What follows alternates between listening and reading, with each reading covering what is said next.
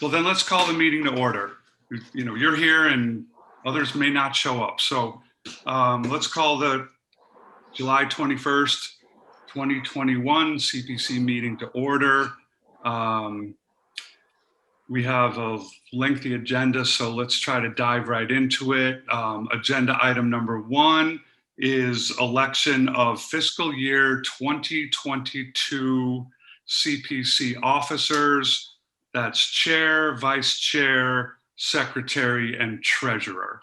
So I'm not exactly sure how to proceed with this. I guess probably a question is, do we have people that are interested in serving on any of those offices, and let's start with chair, I assume, because there's some other things may fill in from there. So of the members that are in attendance, and I suppose we can nominate someone who's not in attendance, but let's start with who's here. Well, do we have people? Well, let's call for nominations and feel free to nominate yourself. Go ahead, Mimi, I'm sorry. oh no, I'm sorry. I'm just not tracking as clearly as I should be. But if she is willing to do it, I would like to nominate Meg McGrath. Okay. Second. I second. Meg, is that something you're interested in? Yeah, I'd be, as long as we have someone else who's willing to step up as secretary. Otherwise, we're pulling out of the admin budget to do that work. But I would love the opportunity to be chair, sure. Okay. Does anybody else want to make a nomination? Yeah, Mr. Chairman, I'd like to, although he's not here, I'd like to nominate Mike Sullivan. As chair? Yes. Okay. If I may, Mr. Chairman, I think that is, a lovely thing to do, but it has certain problems. Which are that Mike Sullivan is currently running for mayor. If he's elected, he obviously won't be able to serve on this committee. And if he's not elected, he will no longer be a member of this committee. That is kind of true. Council, and that's why he's a member. Well, No, I guess that's true. Amy, Unless you're the right. city council were to appoint him. But I think it's a good point.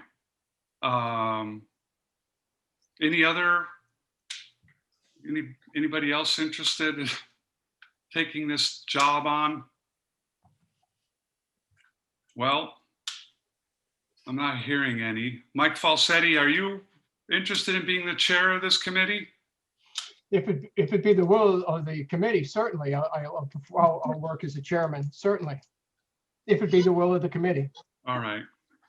Well, so maybe someone should make a motion to nominate one of the members to be chair, and we'll take a vote on it. I thought I had, but I will nominate Meg McGrath. Okay, so it's a motion to appoint Meg as the chair. Do we have a second? Yep. Izzy, second. Okay, all in favor of Meg being chair of the CPC for 2022 fiscal year? All in favor? Congratulations, Meg.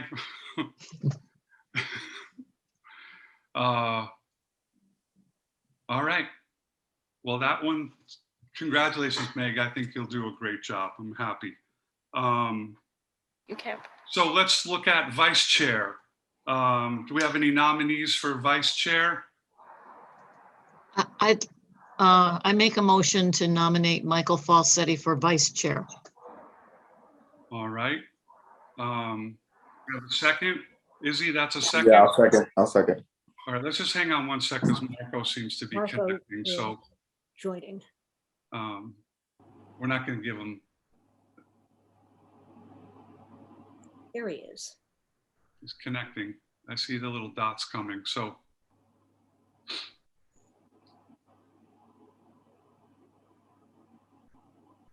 I don't know what's taking so long.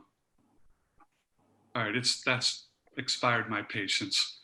So we have a first and a second to elect Mike Falsetti as the vice chair. All those in favor? Aye. All those opposed? All right, congratulations, Mike. Now we have the task of secretary. So we need to nominate a member to become the secretary for fiscal year 2022. We have any volunteers or anybody have any nominations they want to make? This is I don't mind stepping into that, or Mary, that's. unless there's someone that wants it. If there's somebody that really wants it. Happily make a motion for Mary Moriarty to be the secretary. And a Second. second. Second, Pass that baton. Right, all in favor? Aye. There you go, Mary, thank you. And and last but not least, treasurer. We have any nominees for treasurer? Anybody willing to step up and be the treasurer? I mean. So I wonder, I know that, we've hired Andrew McCain. How do you pronounce his last name correctly? McMahon. To really support us with a lot of the budget work and a lot of that. It's a very complicated budget, right? We have so many fiscal years at this point running and encumbered funds. I wonder instead if our treasurer role looks a little different. I know that Mimi has done a lot of work looking, for example, at contracts. I just don't exactly know what the treasurer role looks like in this committee, given that we've hired Andrew McMahon. Well, that's a great point. And what I would say is, we don't know whether Andrew's willing to continue. However, we don't know that he's not. So perhaps we could just leave the treasurer position open, and then if something changes with Andrew, we could fill that at a later date. or That just- makes sense? Or maybe we could still fill the treasurer position and that person work hand in hand with Andrew in case, because if Andrew decides to quit tomorrow, the process still needs to continue and someone needs to carry on for the transition. And whoever that treasurer is doesn't necessarily have to do all the number crunching, but at least understand what's happening. And at least that's the hope. I can't do it because I'm already doing a lot. we can't do it because I think that was I think that's a great point. So let's, I don't know, is there somebody that's not here that we can nominate, that teach them not to come to the meetings? Well, can we punt? Glad I came today. Mike Sullivan. He does have a lot of experience with budgets. Honestly, like who Yeah, he amongst would us be really good. has more experience? Mhm. But for the same Well, I'll reasons, tell you, The same problem. and if he doesn't want to do it, he can decline and we can at a next meeting. So well, Mike, Mr. Chairman, Falsetti, go ahead. Mr. Chairman, Mimi pointed out that Mike, if he gets elected, will be the mayor. And Mhm. if he's not elected, he's not on the committee, Bye. whether it be whatever position it may Yeah. be. I mean, I think Mike would be a great guy, but at the moment, his position, as Mimi pointed out, could cause problems. In November, right? Yeah, we'd be looking. for Yeah, something to I do in mean, we November, could be but doing this again. It'll be in January. it will. No, January. actually November, they're doing it immediately. Yeah, if he wins, it'll be November, but if he loses, it'll be January. That's true. Well, anyway. whatever. I mean, I would just suggest, given that we are thinking about changing the role and what it looks like. Right. Maybe instead of not filling it at all, we should bring this up again at the next meeting when we've had Right. time to think about it and the agenda's a little less crowded. That sounds like a motion. Yeah, that's a good one. Is that a motion to table? That's a motion to table. I'll second. All in favor of tabling that? Aye. So, Furthermore, I'll be able to participate, I hope, next time. And on that note, I'm really sorry, guys, but I have to bail. go ahead, Mimi. Mimi, thank you. Okay, so, we continue on with the agenda. Meg, you're the chair. I'm happy to finish, this agenda for this meeting. I'm also happy to turn the keys over to you right now and let you manage this. No, I thank you first off for being chair and stepping into that role.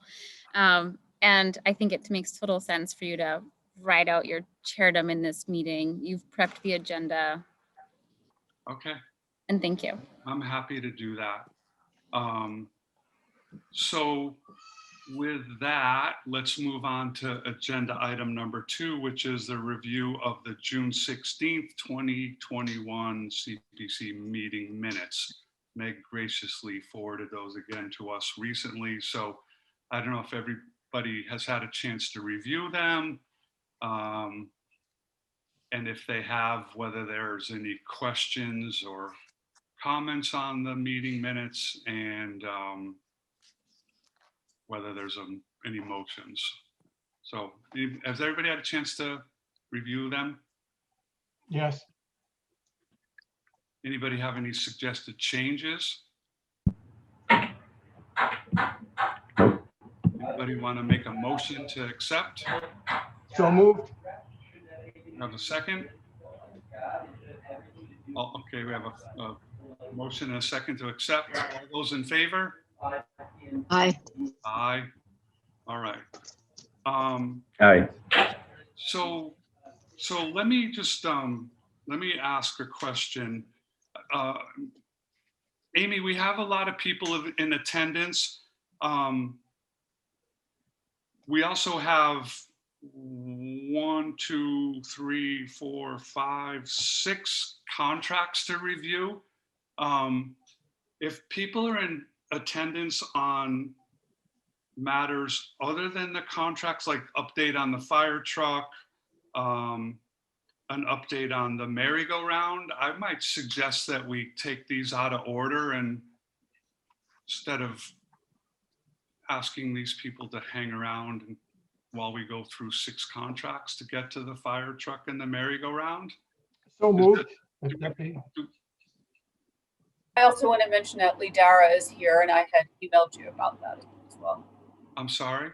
Lee Dara of Wayfinders is also here. Right, okay. And that's going to be,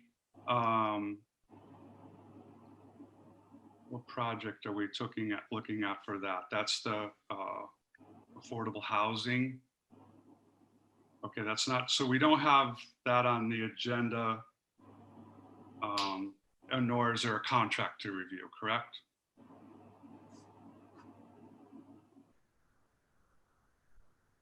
Is that right? I mean, I'm just. Yeah, oh, I was wondering if you were asking Amy or me. I'm asking Yeah. anybody who might know. There's no contract yet, no. Okay, so, and so basically it's an update we're looking at from. It's an update, and we are requesting a time extension based Okay, on really positive, optimistic news. okay. And we have Mike Sullivan, is that you? Yep, Welcome. You missed the officer elections. Interested to know what happened? sure. So Meg is going to be the new chair. She's asked me to finish chairing this meeting, but Meg's a new chair. Congratulations, Meg. Mike Falsetti has agreed to be the vice chair. Mary's going to be the secretary, and we tabled the treasurer till next meeting. So all we've done is that and review and approve the June 16th meeting minutes. So I think you're up to speed. So we're just trying to figure out where to go on the agenda next. We have 6 contracts to review, and we have also update on the fire truck, update on the merry-go-round, and Ladara from Wayfinders to discuss the affordable housing project. What's the will of the committee? What do we, how do we want to handle this? And trying to be considerate of people who are in attendance. Mike Falsetti? Mr. Chairman, as you pointed out, I think it will be a little time consuming for item number 3. So if we were to hold that in abeyance for a moment, we could go and do the, if it's the will of the board, we can do the fire truck contract number 4, and also the merry-go-round, discuss that as number 5. Okay. And then we'll come to Ladara after that, okay? So we'll get you, we're not gonna wait till. So do we have representatives in attendance to discuss the fire truck? Yes, Tom, is that right? Yes. Okay, great. Amy, you want to take a minute and just give us a quick update on where we are with the fire truck and what we're. I think Tom can best say, but basically we had sent him a draft of the contract, and what he's told me is that they may need 2.5 years, which is a change in the recommendation that was sent to City Council for the period of time. But maybe you have more to add to that, Tom. I do. Thank you, Amy. Good evening, everybody. Since the last time we spoke, I was speaking to some restoration companies, and it's been a consensus that it's about a 2-year restoration to get that fire truck done. It's not something they can do in a year. And if I were to originally put it out for a year, and everybody shied away from this, the time frame is just too constrictive. So I'd like to put it out there to have a 2-year time frame for the fire truck to get restored, if that's possible. So Can I ask a clarifying question? Yes. Is 2 really the outside limit of what you might expect? I would Or say is it really maybe 3 no. or 4? I only ask because it's harder to keep coming back with deadlines. So maybe picking one that seems almost absurdly to the outside of what you would expect, just so that if there's any complication, you don't have to come back again. I've talked to a couple of gentlemen about that, and it's 2 years is the average that they want to get the truck in and out. And they're running a business. They want to get that truck out as much as we want to get that truck back. They don't want that thing hanging around their shop. But realistically, it's about 2 years by the time they break that fire truck down, do what they need to do, and put it back together again in a timely, in a right fashion to get it done, as opposed to just getting it done in and out quickly. So in the application and in our votes and what was presented to the City Council, Amy, how much time what was the schedule? I have to look back, but I believe it was a year with 6-month extension. Room for an extension. I have to call up. I don't have that document in front of me. So. Yes, it was a year. So a year, and then did we also include in there, which we usually do, a 6-month extension at the discretion of the CPC? Okay, yes. I'll tell you right now, I'm looking at it, and I believe that there was 6 months put in there. Okay. No, actually it says 3 months, actually, in what we sent to City Council, but okay. That might have been it might have been meant to be 6 months, but now that everything is changing, it doesn't really matter.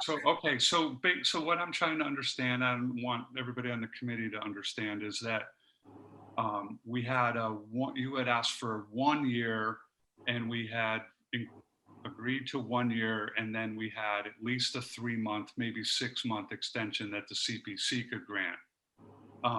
So if you're asking for another year, I think it's a 2-step process, right? One would be a vote by the committee to grant 2-year, and then that will have to go to the City Council again to be approved, because when they approved your funding, right? You understand, we're making recommendations to the city council. They Yes. vote whether to fund or not.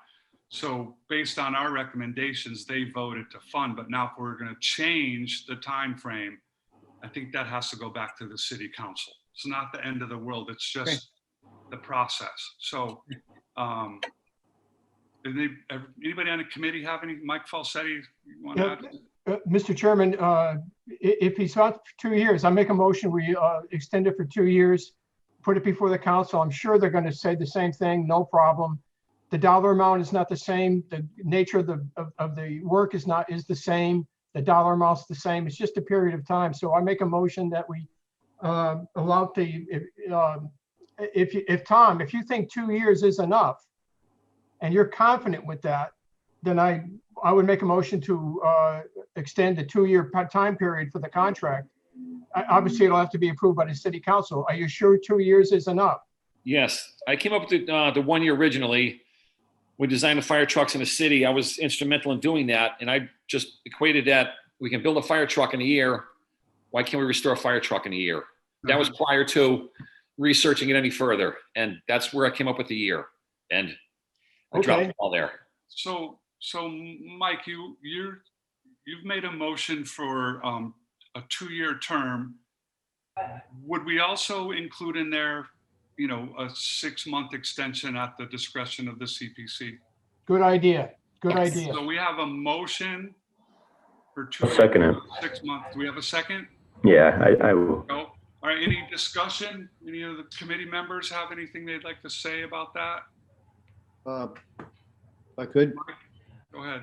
yeah, just frame you've already got the 6-month extension in there. So it's just gonna be, to keep it simple, we'll leave that alone. It'll be the 1 year is what we'll put before the council. Okay. All right. So I mean, the 2 year. So we'll have 2 years, and there's already either a 3-month or 6-month extension. That's the question, Mike, that I wasn't sure about, but Yeah, it it is. actually says 3 months, so I think I'll have to put the 6-month extension part in there.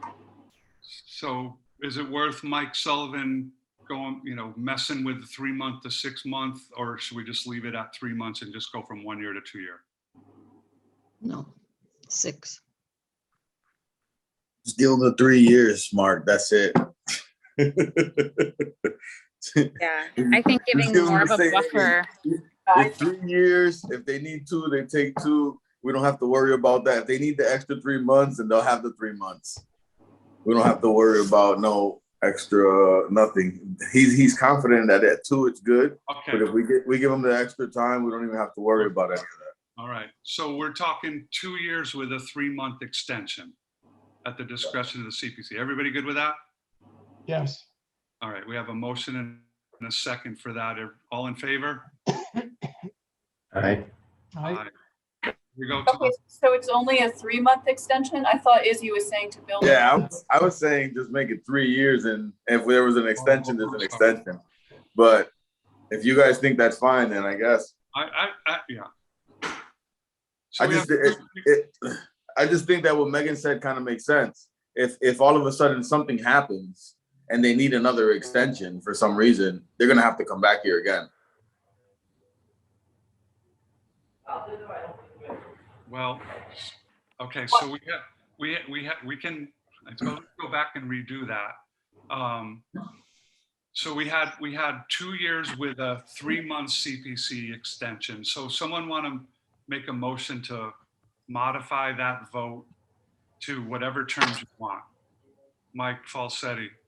No question, Mr. Chairman. If 3 years, if everybody's more comfortable with 3 years, and certainly, Tom, you can have 3 years, just in case, as Izzy pointed out, things happen, there's shortages, there's material that may or not be available, and you have to wait given the situation as things are. So certainly to err on the side of caution, yes, Mr. Chairman, if it's all right with you and the board, we'll make it a 3-year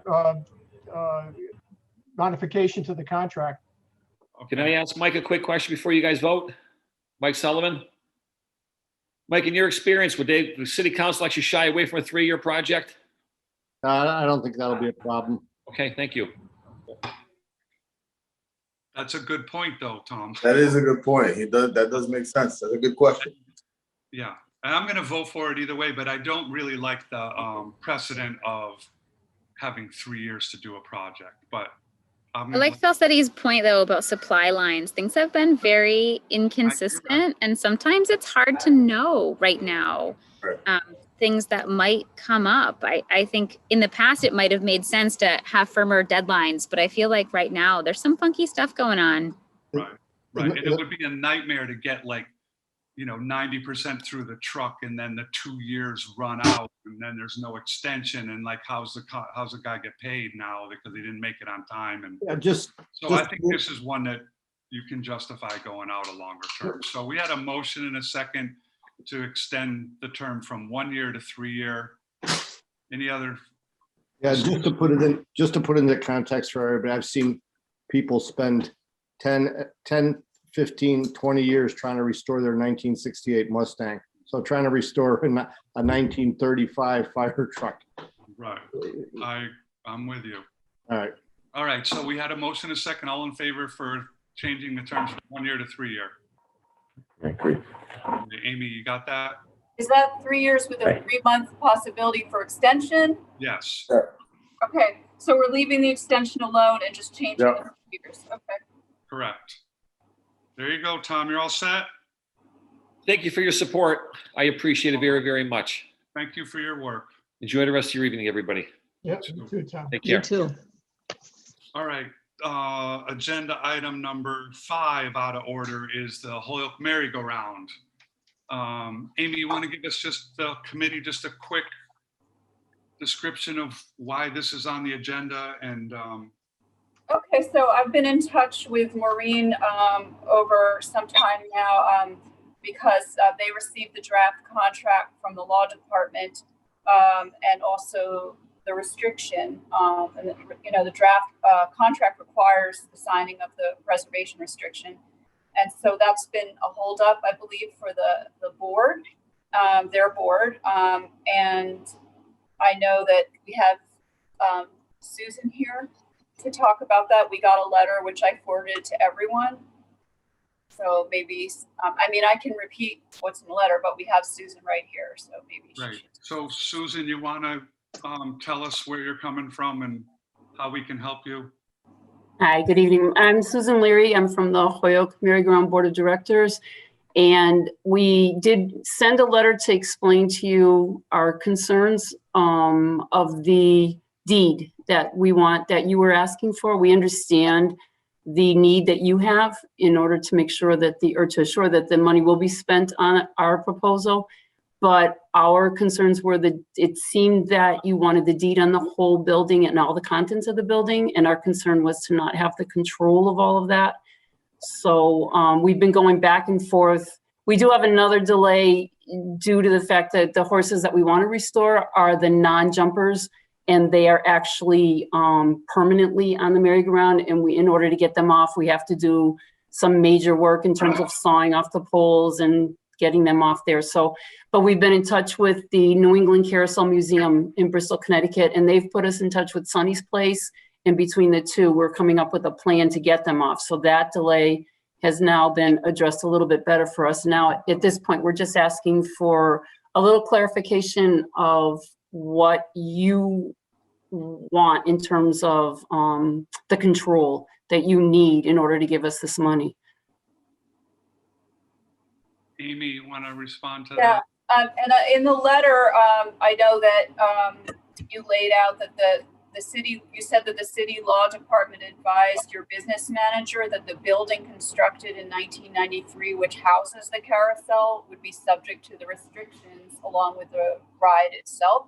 And I was surprised by that because my understanding is that, the reason you received the award from the committee is because of the historic significance of the carousel, not the building outside of the carousel, but the carousel as a whole.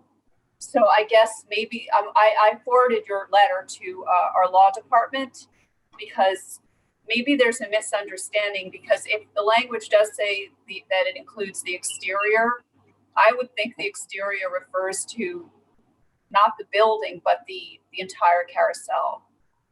which normally you think of the carousel outdoors, but in this case, it's inside a building. That's a more modern building. When we questioned that, we were under the impression that it was considered the whole building, including everything in it. So that's what our concerns were. And you were told that by our law department? By the city law department, yes. Yeah, maybe we need to discuss that with them because I don't see why the 1993 building would be covered under that. Okay. I see why if it was for the entire carousel, do you think your board would accept it? We are definitely under the impression that it's definitely the 4 horses. I could take back to them that it is just the carousel, and the carousel horses are all historic. So that would be something that we would consider definitely. But our concern again was that we thought 4 horses and, you know, that not the building. Mike Falsetti. Susan, well, I mean, I don't know why, I can't quite understand this. The function of the restrictions is to ensure that the building this particular building and its the contents stay true to their original form and function, which I think, Susan, I think you agree with that too. You're in your committee. Yeah. So I don't know why any other committee or any other group would think different. I'm just not sure why there's why we have a disagreement on something that you people aren't going to take the carousel down and put a glass structure over it like outside the Louvre. You're not. You're going to maintain the structure as it is, both inside and out. You're not going to change it. So Mr. Chairman, I just don't know why such concern. There's no evidence that their plans either now or in the future are to change the structure of the building from its original shape and function, or the inside from the original shape and construction. You know, I'm at a loss as to why there's any tension here. I think our concern was the loss of control of anything that we would do. I mean, it even appeared that it would be minor repairs to something simple like, or the roof or whatever, that we would have to have permission to do all of that. And that we didn't want to lose that control. Other than the horses, but the horses are going to be restored to perfection of the historical end of it. So we didn't have a worry with that. We were only going with the Bristol Museum, which restores our horses historically to where they need to be. Right, but why would you need permission? Say the roof began to leak, just for this, especially in this weather. If the roof began to leak, why would you need anybody else's permission other than your own to repair a roof leak or do any other normal maintenance? You're not changing the character or the construction of the building. You're maintaining it. There's a difference there. Our impression was that if we turned over the deed to you as a committee, that you would have to have some sort of say over whatever we did. No, I don't see that whatsoever. No, I don't agree with that interpretation. Yeah. I don't think it goes that way. I think it's just as long as whatever you do to the buildings, it stays within the guidelines of keeping it historic. Which is what we wanted to stay looking just like Mountain Park, so that wouldn't be a problem. Right. But this is what the city lawyers were advising us, though. No, no. Well, it's for this particular. I don't know what you guys think about is your own, but no, you have no intention of changing the historic of the building whatsoever, inside or out, or its contents. Why would you?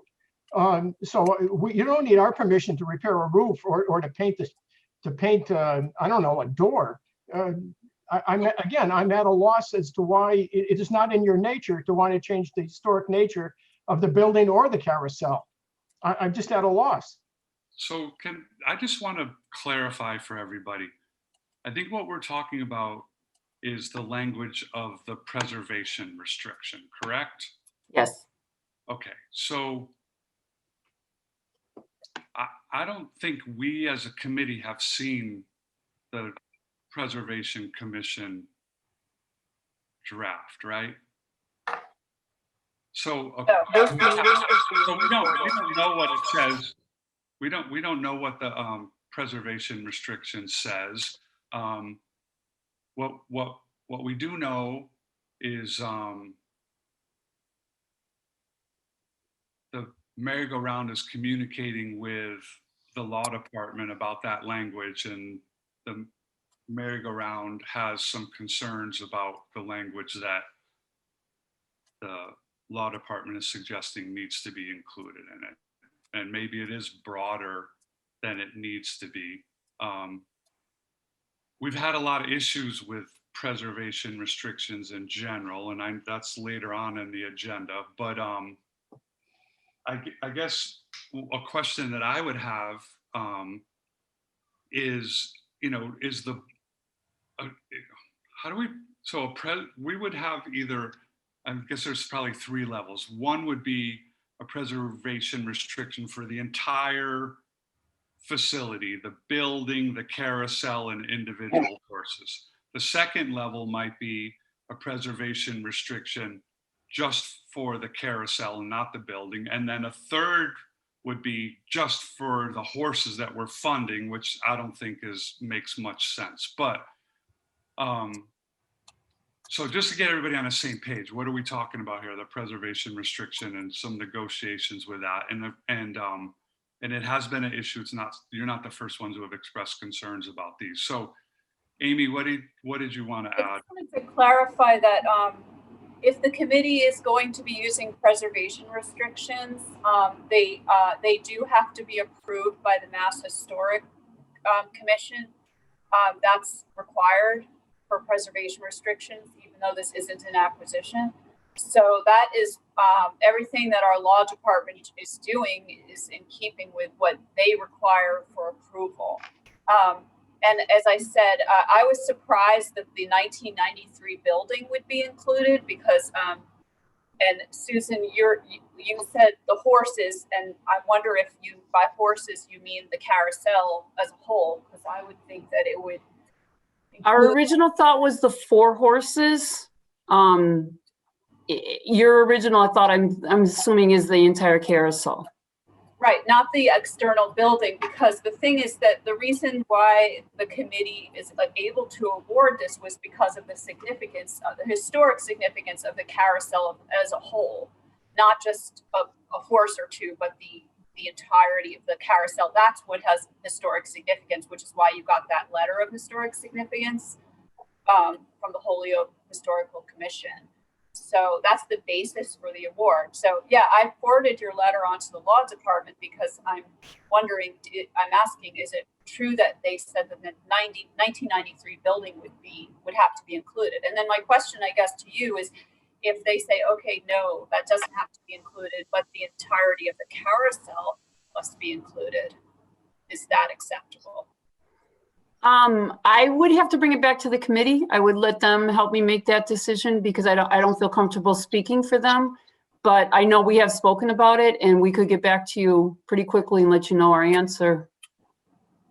Mike Falsetti? Mr. Chairman, what are those restrictions that everybody's referring to? What are the restrictions? We haven't seen the draft, so I don't know. I don't either. Again, I think we're arguing over nothing. The only thing I can say is as a restriction is a very common one we have on a lot of ours. Recipient agrees to execute the proposed project in its entirety in compliance with the U.S. Secretary of the Interior standards for historic rehabilitation. That's Right. it. But that's the contract terms, but a preservation restriction actually goes like on a deed. And that's what has to be approved by the Mass Historic Commission. So if we could handle this differently, right? We're going to talk about this later. We could handle it with contract terms and not have a preservation restriction that has to be approved by Mass Historical Commission.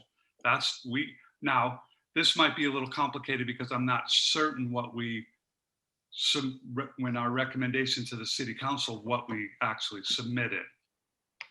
Did we say to them, there's going to be a preservation restriction? I don't know the answer to that. I guess my thoughts are we all have a little bit more homework to do before any of us are probably in a position to make any decisions. I can answer that, though. We didn't have that on there. In fact, that was one of the documents you asked me to forward to everyone, and it was pretty brief. It did not go into detail about PRs.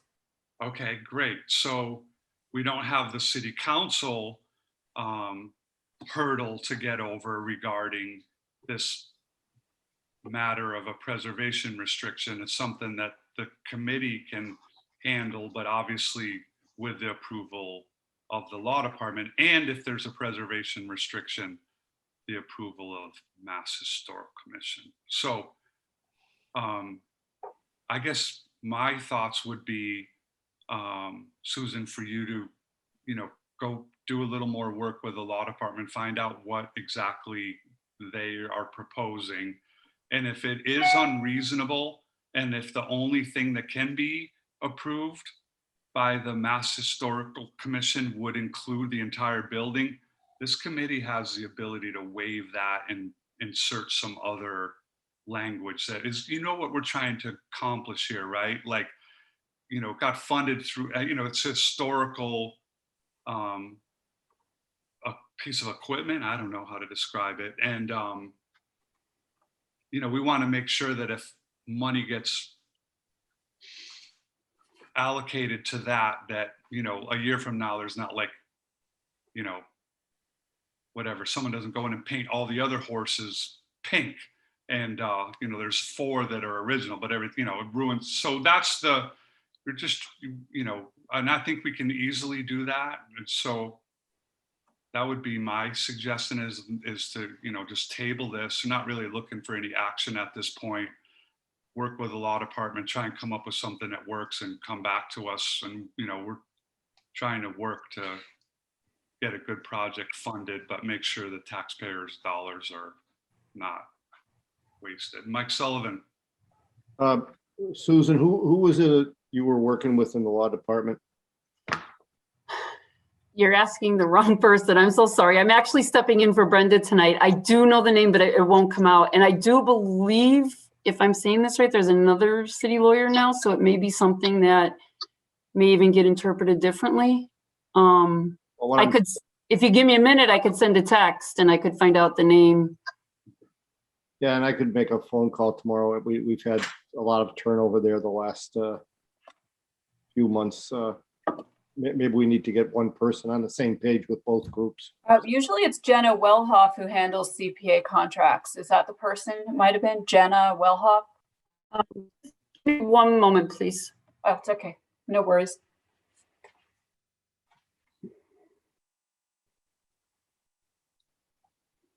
So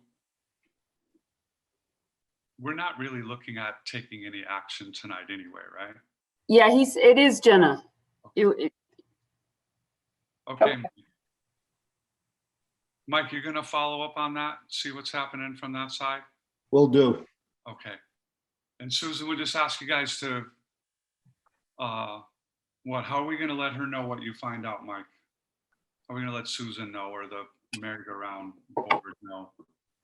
Or let's let her handle it, let Jenna handle with the, I'll find out what the dysfunction is and okay. I'll put it out to everybody. So. Right.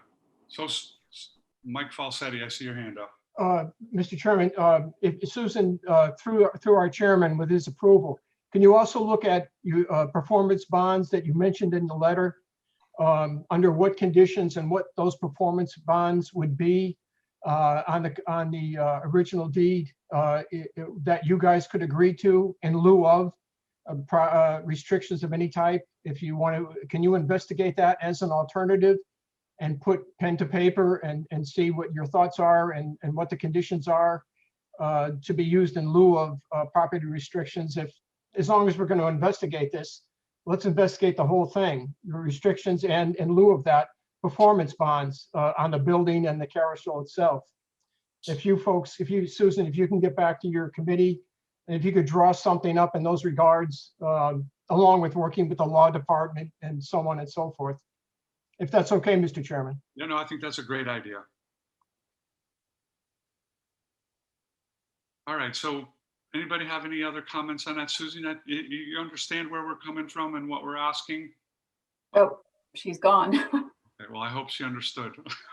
Okay. All right, let's move on then. Everybody good? So anybody have anything else they want to say about the merry-go-round before we move to Ladara? I'm not hearing anything. Okay, so Ladara, so Amy, you want to give us just a quick summary of why Ladara is here, and then we'll let her address what. Sure. Okay, so from what I understand from Lidara is that that they did not actually get awarded the full funding, and which they didn't really. It's very competitive, so it wasn't really expected necessarily that they would for the bulk of their funding. So that means that they will probably want to request an extension from the September 1st, 2021 deadline. Okay. Well I put, Amy. apologize. My cables just knocked me out. I'm a school teacher and it would do that to me constantly. My kids knew just enough to sit still and I'd be back on. Well, they're better behaved than we are because we just moved on without you. I'm sorry. So I think we had wrapped up though, actually. I think, unless you have any questions. I do not. Thank you. Okay, I think we're good. Okay, thank you. Yeah. Good night, everyone. Take care. Take You care. too. Okay, sorry about that interruption. Oh, and then the only other thing is that they haven't yet, the law department hasn't yet drafted their agreement. But the recommendation, which was approved by city council, was, based on their getting full funding by September 1st, 2021, and then the ability to request an extension for 4 to 6 months beyond that if they don't receive that funding. At the discretion of the CPC extension. Right. Okay, so, okay. Ladara, you want to fill in? So my name is Lidara Zola. I'm a senior project manager with Wayfinders. I am here about our Library Commons 2 project, which Amy just summarized very well. We received a positive vote from this committee and from City Council last winter, and that award was critical. I really do want to stress how much we appreciate that and what that funding did for us. And it was hard because we knew we were coming in early, and it's hard for a local group to tie up money so far in advance. We did not anticipate getting award in this round, but what having that funding awarded meant is that we are now invited into what the state calls the mini round. So that is an application that we have a pre-app due in a couple of weeks. We will be putting our full application in September, and we are very optimistic. It is a really good sign to be invited into the mini round. So we're very appreciative of the funding in advance, and we're respectfully requesting the 6-month extension that, as Amy said, honestly, we tried to be very clear that we anticipated we'd be coming back and asking for that. And I believe the other dates in the contract hold, Amy. I took a look at it and we're still on track for the other pieces in terms of how our process works, when we'd start construction, when we'd be complete. And also a small plug for Library Commons Phase 1. If anyone has driven by there recently, I was just there yesterday and it is looking phenomenal. And we appreciate the city's support of all our work in that area. Okay, so just to be clear, and then I'll go to you, Mike Falsetti. So the contract has not been drafted and executed? We never So received anything. I checked in with Amy, and that's when we discussed we may as well get the extension and get it all wrapped up at the same time. Yeah, so that Jenna will have all those details to put in the actual contract, or I will, because I have the template and I could work on that. But the contract terms that were presented to the city council was September 1st with a extension could be granted by the CPC at its discretion without city council approval. Correct. Those are the terms. And Amy, was it 6 months, or I thought I heard you say 3 to 4 months? That's No, I just said 4 to 6 months. 4 to 6. Okay. So we have I guess, we're granting and it would grant an extension that would be incorporated into an agreement that's yet to be drafted, Right. or certainly yet to be executed. So you would like us to vote before the contract has been executed, that we would grant a 6-month extension, and that assuming that the contract language is finalized and everybody's comfortable with how that document looks. All right, I understand what you're asking. Mike, you had your hand up. Did you have your hand up? You had something to say? Basically, Mr. Chairman, I mean, I don't disagree with what the situation is or the need for the vote for the extension on the time. What I do take exception to is the fact is it's a question like this for a project that size is not on the agenda for us to think about prior to the meeting. Plus, we have nothing in writing in front of us about Ledora's request and the nature of the request. We don't have it in writing. This is all talking back and forth. And I have to be honest, Mr. Chairman, I'm not comfortable with that. I don't know why it wasn't on the agenda. This is not a small project. We're not talking about a couple of horses here. We're talking about a very big project. And I know the nature of that is, the dollar amounts and so on and so forth. But, I have to take exception why we weren't told of this prior to the meeting and why we don't have anything in front of us explaining the nature of the problem. Okay, Amy, you want to answer why? I did actually alert you to this, Kip, and we just have a lot going on, Mike. So I didn't remember to suggest this as an item, but it's not the fault of Lidera, who definitely I connected with her quite a while ago and sent this along right away to Kip. So, sorry it wasn't on the agenda, but it is something that we were aware of, and it was not at any, fault there's no fault to, Lidera doesn't bear any fault for this at all whatsoever. So I guess I would ask Lidara if this had to wait until a meeting in August, does that pose a problem for you? August would work for us. We just, I think in communication with Amy, we just wanted to get the ball rolling. Yeah. August would be fine. Okay, so Mike Falsetti, is that? Yeah, Mr. Chairman, if it's okay with everybody else, with the rest of our committee, I'd like to table this and put it on the agenda for the August meeting where we will have some literature in front of us to read and understand. And I'm sure the vote is going to be no problem. It's just the idea that it's not on the agenda. And so I prefer, Mr. Chairman, if it's all right with the committee, that we table this to our August meeting and then vote upon it. Do we have a second?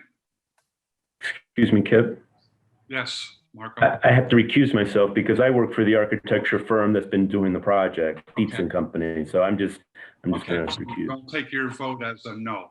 Is that going to create? Well, that might create a problem if we were going to vote on it for a quorum anyway, right? 1, 2, 3. I don't know. Whatever. We don't have to worry about it. So we have a motion and a second to. I'll second it. Okay.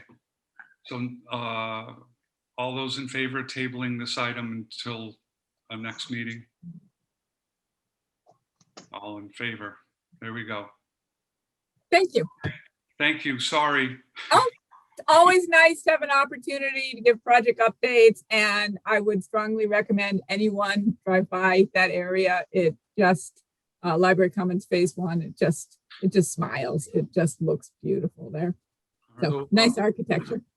Yeah, I go by there all the time. That's where my wife's church is at, right on the corner. And unfortunately, the pastor recently died yesterday of that church.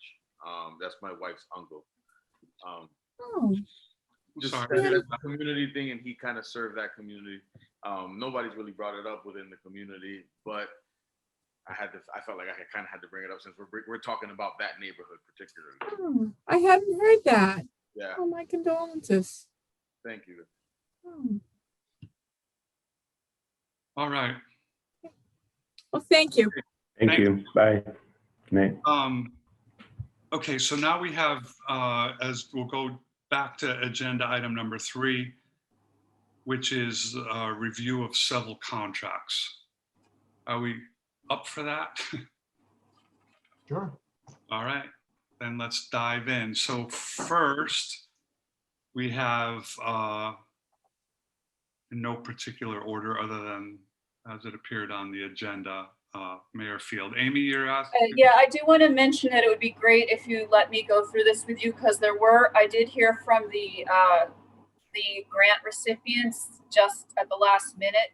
And so I had to make some changes, and I want to make sure you know what those changes are. Right, so that's what I was gonna do is, let's start with Mayor Field and Amy, take it away. What do you got? Okay, yeah, so the mayor field is all this really going to be the same, but I just wanted to let you know that when I sent it to Terry Shepard of Parks and Rec Department, at first she said she wanted to add some words to the scope of work, number 3. She wanted to add possible fence repairs and replacement of the vehicle access gate. But I looked back, realizing that this could mean delaying the process, going back to city council. I looked at what the original scope of work says in the actual agreement. And I think that what she's saying is encompassed in the scope of work that's already there, which says installation of new playground equipment, site amenities, including trash receptacles and benches, enhance accessibility throughout the park, and make significant improvements to the baseball diamond. So when I asked her if that wording, replacement of vehicle access gate, could fall under enhanced accessibility throughout the park, and perhaps the fencing repairs could fall under site amenities, she agreed that those items could fall under the existing language. So it was not changed. I just wanted to make sure you all were aware of it. Okay, so thank you for that. Let's touch on the key contract terms, right? We have $210,000 must be completed within 9 months of the execution of the contract, with 1 3-month extension from the CPC. And I think those are the key terms. Termination if within 12 months, they don't do it. So yeah, that's what I see for key terms on this agreement. Anybody have any comments, questions on the Mayor Field? Would you like me to share a screen so people can see the contract as we're talking, or no? It's up to the members. I mean, I have it on mine, but does anybody want Amy to share the contract so you can see it? I guess not. So, okay, so that's Mike Falsetti, you got something? Yeah, Mr. Chairman, if the committee has no other questions or comments or objections, I would like to make a motion that we accept the Mayor Field Playground agreement. It's stated in front of us as it's printed. And I think it's long overdue, and I'm excited to get it going. We have a second? Second. We have a motion and a second to approve the Mayor Field contract. Any further discussion? I think the confusion for Terry may have come with that originally they didn't plan in putting any repairs on the fence. And I had mentioned to them, like, if you're gonna repair everything but the fence, and people are gonna drive by there and look at the fence like really, it's not. Right. It's kind of like not a complete job. Right. And she had mentioned, I think, that she didn't think that the language in the contract allowed for the fence. So I think that's why she came back to ask. I thought that I thought that the language sounded okay, but I'm assuming that that's the reason why she presented the correction of the language, just so it could reflect more of that, just in case they do that. or whatnot. Okay. But I think we're all set with the language, right? We're kind of in agreement that it's broad enough to allow them to do the fence if that's how they want to allocate money. Yes, sir. Okay, so any other comments on the motion to approve the Mayerfield contract? Not hearing any, so let's take a vote. All those in favor? Aye. Aye. So this next contract we have up is Pulaski Park. So Amy, you have an update on the Pulaski Park? Yeah, so Pulaski Park one is easy too. There was a slight change that I got today from Mike McManus, and that was he wanted to delete the words that say restore the scenic views, which makes sense because this is a study. It's not actually going to restore anything. It's an engineering study. So I went ahead and did that, and that is, so you, in your version, that if you looked at the previous one, you may have seen those words. So that's been taken out. And also I had already taken out the language about permanent signage, again, because it's a study, but forgot to take it out of another section, which Mike mentioned. So I've since taken it out of a later section. So it's, just temporary signage while the study's going on. Because there's you can't put a permanent sign on a wall that's still crumbling. Right. Okay, so again, the key terms are, this is $40,000 for an engineering study of, what are we calling them? The outlooks, the concrete retaining walls. The term is 6 months of the execution of the agreement, and again, with 1 3-month extension at the discretion of the CPC. So I think those are key terms. Anybody have any comments or questions on this Pulaski Park agreement? Are they both 3 month? I thought I heard 6 month for the last one. The language of this agreement says 3 months. And the last one said 6? Yeah. Is there a reason not to just make it sort of more boilerplate, like it's always consistent for what the extension is? Just for keeping it simple? My only question on that would be, going forward, I think that makes tremendous amount of sense to have that.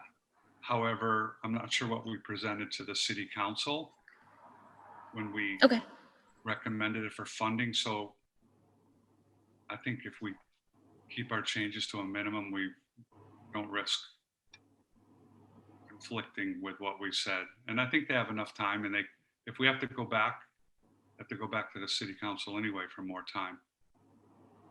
So we have 6 months with a 3-month extension for good cause shown at our sole discretion.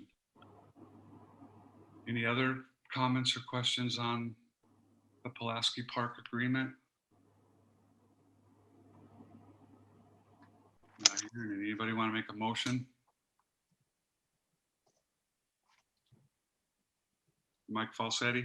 I'll make a motion to accept the agreement for the Pulaski Park Scenic Overlook Restoration Study as stated.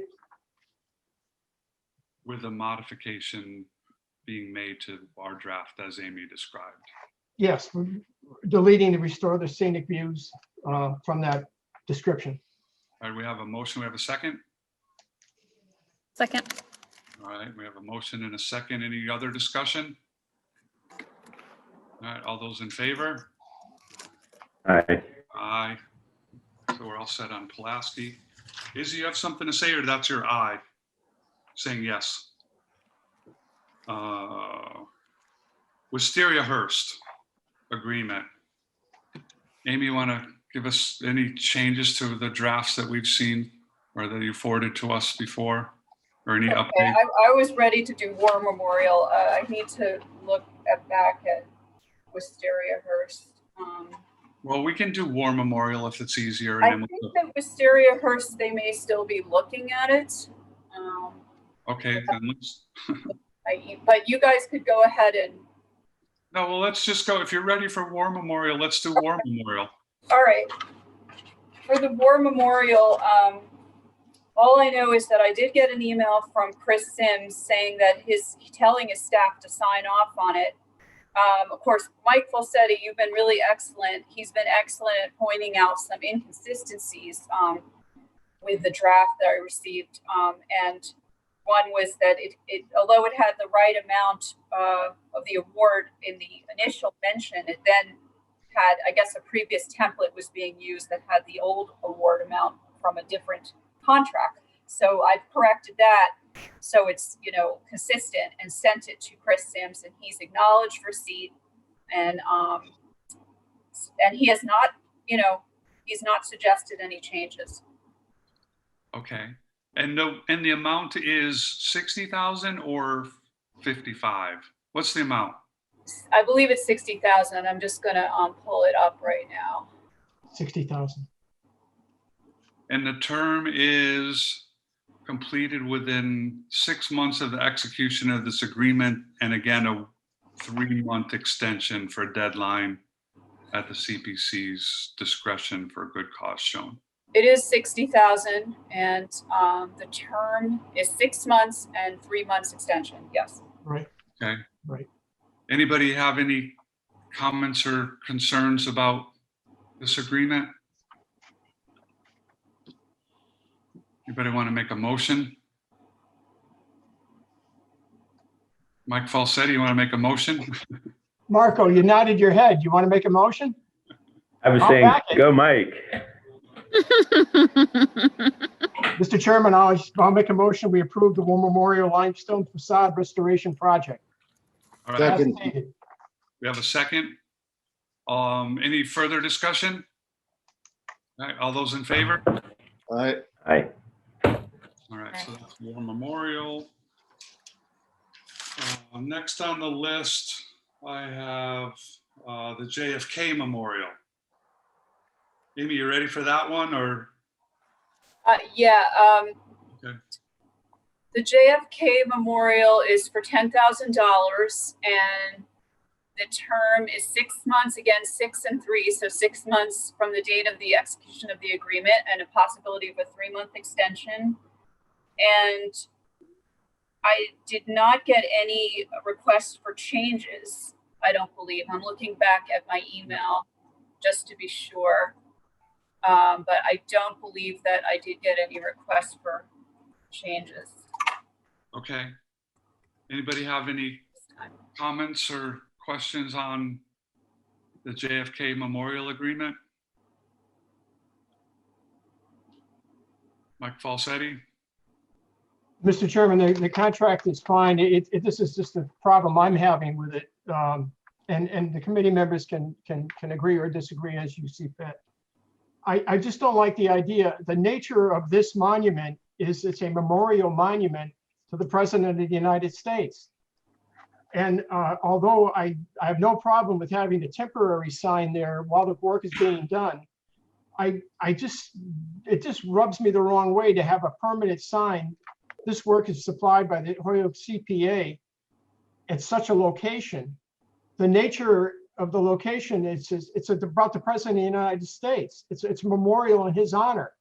And to have a permanent sign that says, oh, by the way, thank the CPA for doing this. Right. I just find it doesn't work well with the ambient environment of the memorial. Mike, do you know if Some- there is current signage anywhere on the monument now concerning anything around who contributed to its being put up initially? I don't recall ever seeing anything like that there at all. I'd have And to look again, I at have it. to take exception that if you remember the letter we got from the Kennedy Foundation, I guess would be the people involved. They wrote a very strict and rather demanding conditions to display, to have the memorial there and displayed and honored. And I'm not so sure that if they find out about this, they may tell you to take the sign down or take the memorial down. They were very strict in their interpretation. And but that being said, more importantly, in my opinion, the nature of the memorial, it's a memorial to the President of the United States. We're not talking about a wall, a building, or anything else. It's a solemn memorial to the President of the United States. And to have a sign there permanently that says, folks, you can thank your lucky stars for the Holyoke CPA that they put the money up for this. No, it takes away from the it takes away from the very solemn and rightfully so nature of the memorial. Mike, That's do you the feel problem like I that's have with it, different from signage we've put on various historic cemeteries, or that might be put at the Lady Liberty Memorial for the Civil War dead? Tomorrow, yeah, it's more or less extent. Yeah, I'm not a big fan of permanent signs on cemeteries or memorials. But that being said, we're discussing this particular project in front of us, and again, you know, Lady Liberty should, if you want to put one away from, there's distance that you could put a permanent sign there, you know, a tasteful sign away from the statue itself, that people may or may not notice that it's from us and we paid for it. It's fine. But this memorial the JFK Memorial stands unique. It can be viewed at 360 degrees. And really, if you put a sign up in this particular spot, for the nature of the spot and the memorial, Megan, to answer your question, no, I don't think it's quite, it doesn't gel with the nature of the memorial, and you're honoring the President of the United States. I mean, we're equivalating, we're putting us in the same level as the President of the United States. I know we do good work, but we're not that good. So I would respectfully want my committee members to just think about that. And quite frankly, I like to have it deleted and not have a permanent sign there. So Mike, let me ask this: does anybody, other than the sign issue, does anybody have any other suggested changes to the agreement? Okay, so we seem to be fine with that. So Mike, maybe the way to handle this is to make a motion to approve the contract, but strike that language for requiring a permanent sign. I wouldn't agree with that. Well, we can make a motion, and if we get a second, then we'll vote. We'll get to discuss it. Go ahead. Marshall's been raising his hand for a while, so I'm not. Yeah. Sorry, Marshall. No, it's okay. Is now all right? Yeah, go ahead. Please. So to me, it would matter a lot what the sign looks like, because when you go look at historic buildings, tons of times it says, you know, restored after 50 years of use, you know, for another 50, like, but it's tastefully done, like Mike said. And I would not want, you know, some kind of nylon banner out front or something like that'd be horrible. But can we decide or select in certain circumstances that a tasteful bronze plaque, maybe small, is somewhere? Because, you know, I think the public needs to know that, you know, something was restored in the honor of the president, and it was done by a group. It doesn't glorify our group. It just says that we thought so much of that monument that we wanted to, you know, that we participated in its, you know, enduring legacy. Or I think it can be done appropriately, and I think there are lots of examples of that. Let me interrupt for 1 second and just read the specific language, right, that's in this contract. It says, and this is 8E, recipient must cover the cost for and agree to display a permanent, approved, paid for by CPA sign in an appropriate location mutually acceptable to the parties.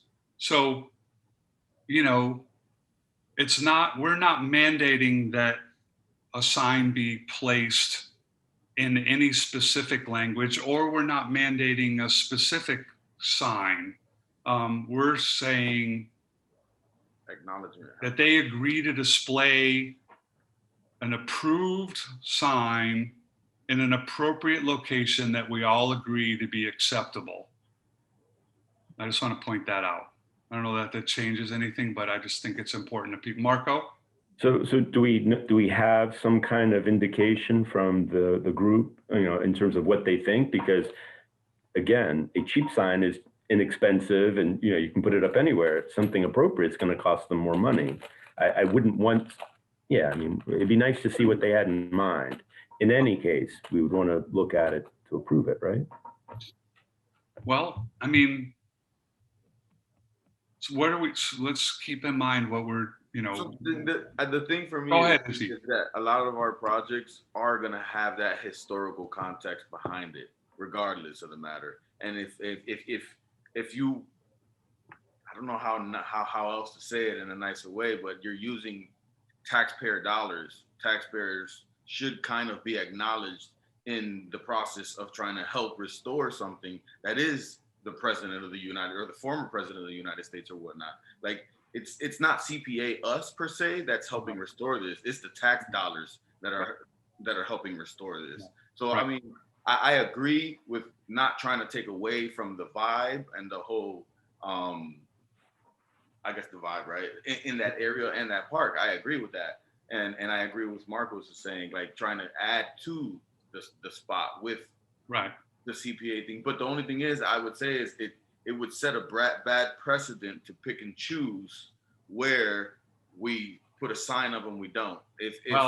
If for us it's the everyone that applies, that's just part of the caveat that you have to, like, it's part of the package no matter what. If you don't like it, I mean, I'm sorry, but there's other places to give money to at the same time. Well, So- isn't you're spot on, but you're also opening a can of worms, right? Because we've done some affordable housing projects, including this Habitat for Humanity housing, where they don't want to put a sign on the house because they think there's a certain stigma that's attached to it. I grew up in the projects in Holyoke housing, Tefford Apartments. There was a sign. I'm not expressing my opinion, which I happen to agree with you. I'm just telling you, we are opening up a can of worms. I would also say that I think Mike Falsetti raises a great point, which is, that these parks are overseen by an organization that has very strict rules about what this is allowed. However, I'll say that I believe that the language in that contract can, and I think we discussed this before, does address those concerns. Like, mutually agreeable might be, it's 100 feet away. It's not there. It's a little sign that we agree works and is in a location that's acceptable to the JFK Commission, and we certainly know we can't violate that, right? You can't put a sign there if that commission says you can't put a sign there, but you might be able to put one a block away, or a half a block away, or 100 feet away. And if we can't agree on a location, then the sign doesn't go up.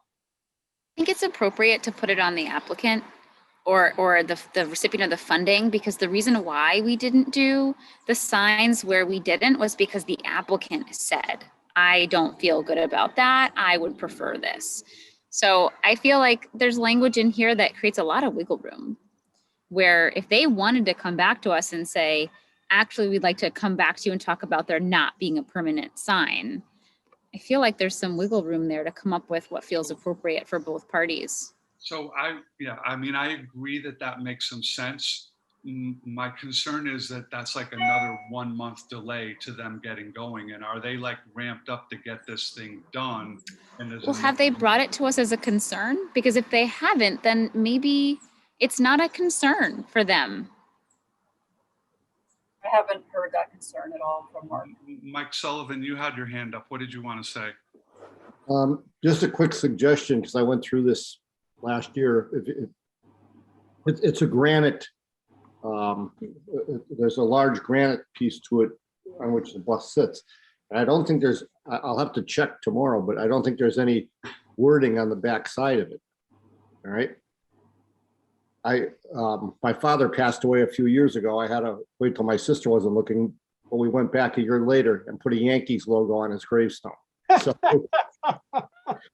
I'm a Red Sox fan. Don't get me wrong. I had to do it, but it was very inexpensive. And if you look at most of the gravestones too, it says "in perpetual care" engraved right in an obscure place right along the bottom, and that's very, very inexpensive. It was, and it's inconspicuous right down there along the bottom of the granite marker itself, and that would solve the whole problem. And let me point out, look, agreements can always be modified, right? We could sign it approve it, they sign it, we sign it, and then they come back and say, we have a problem with the sign, and the committee has to deal with that, you know? I don't know. I guess we've given them their money. Well, maybe we haven't given them their money at that point. I don't, what do we want to do? We want to table this, or we want to, make a recommended change? We want to approve the language as it is. What do we want to do? I don't want to table it because I just want them to be able to get going and the contract to be finalized. So I'd prefer not to table. Anybody else comments? Mike Mr. Chairman, I'll reiterate it. This monument stands unique. We have no other monument in the city of Holyoke that refers to the President of the United States in such a manner. And so this really does stand unique unto itself.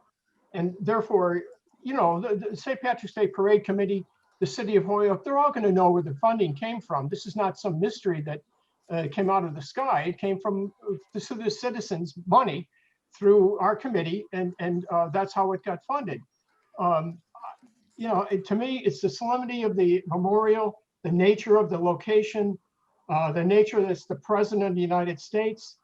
And I would prefer not to have any permanent sign whatsoever. Okay, so Mike, you made a motion, correct? Did you make a motion? I'm sorry, I'm losing track. Well, Mr. Chairman, that's okay. Again, whatever is the will of the committee, but I would like to make a motion that we not require, unless they so choose, but they're not required to put up a permanent sign indicating paid for by the CPA. Okay. I don't mind during the construction, and people are going to know driving by, they're going to know the CPA, they're going to see that while the work is being done.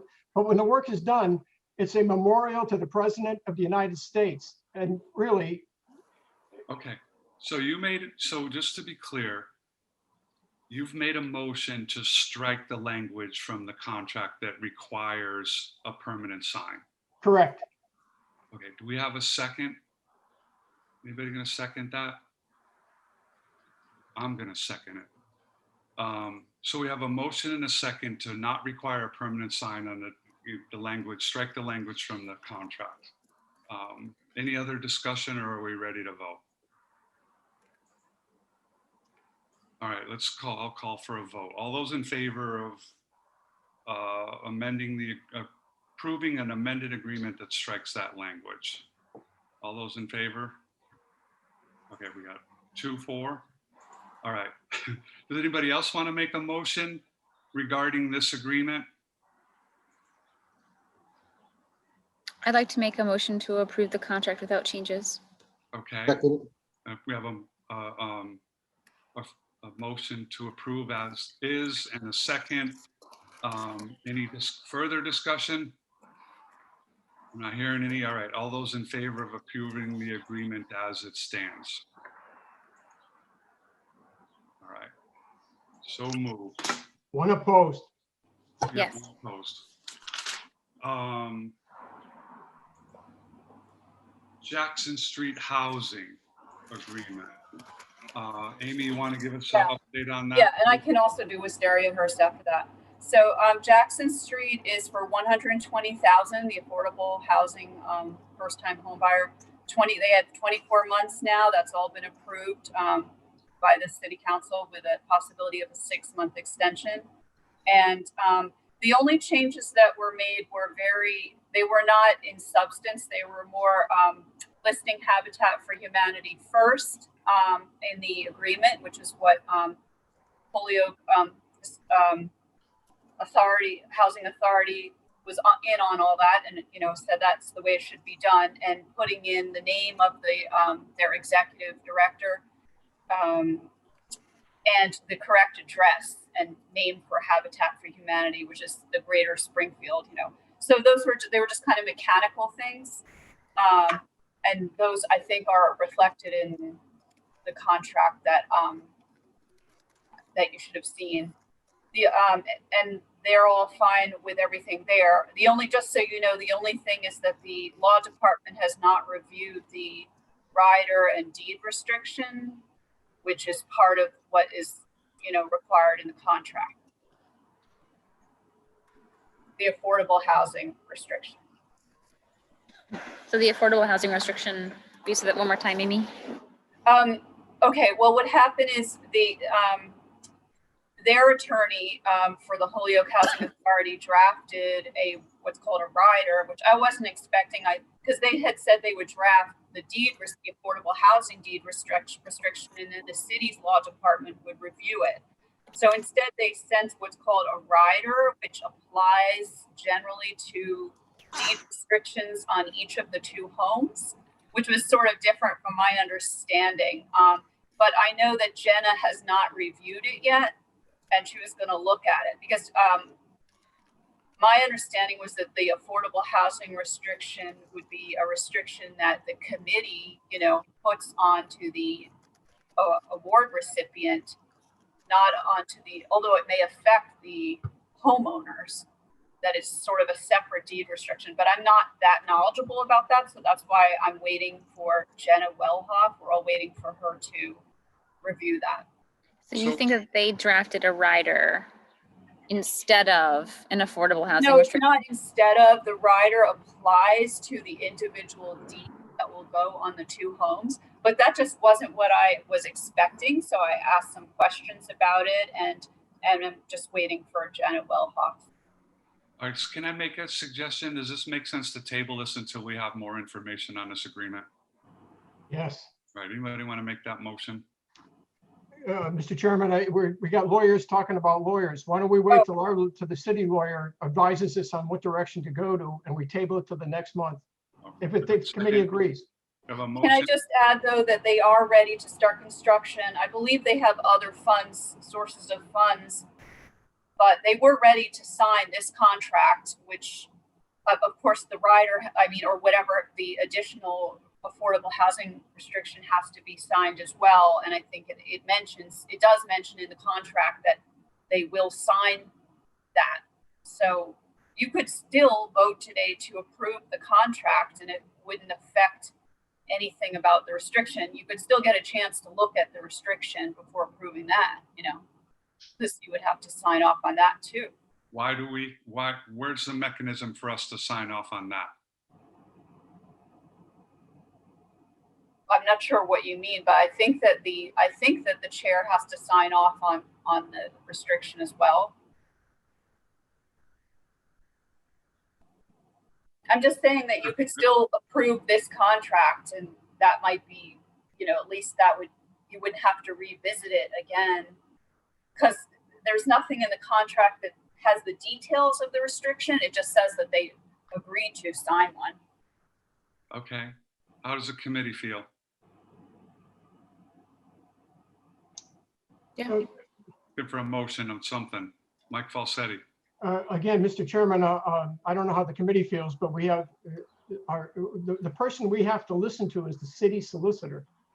So, how do you folks feel? The Housing Authority is their lawyer, and we have the city solicitor as our official lawyer for all things but the city of Holyoke.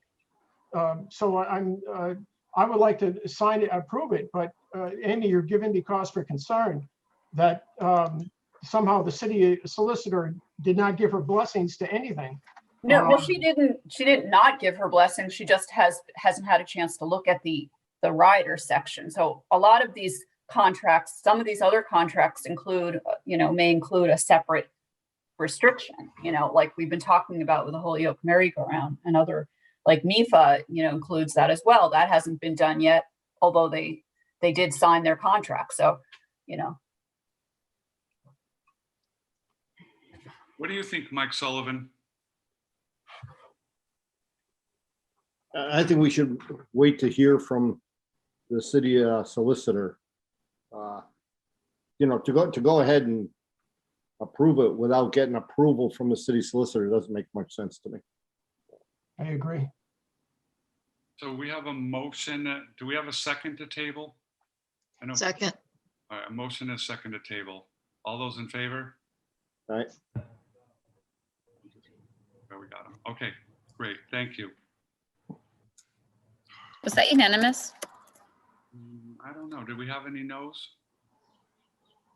You're a no, Marco? No, you're a yes. Okay, thank you. You're muted. You're muted, Marco. I'm a yes. So are you a yes or a no, only for the record? Or we only, so far tonight, everything's been unanimous except for the JFK. And that one had one opposed. So is this one a unanimous vote also, is the question? Yes. Okay, thank you. Oh, you're already secretary. Well, I don't know. I've been writing and I'm sure you've been happy to have me quiet. No.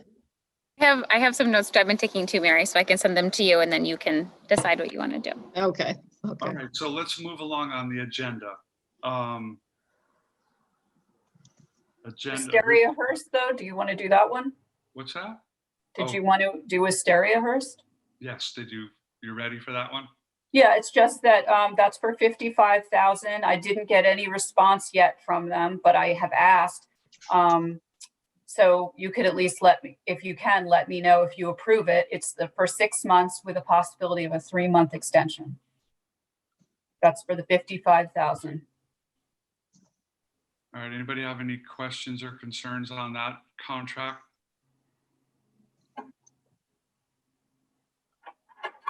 Mary, I'm sorry, I was reading the agreement. I didn't see your hand up.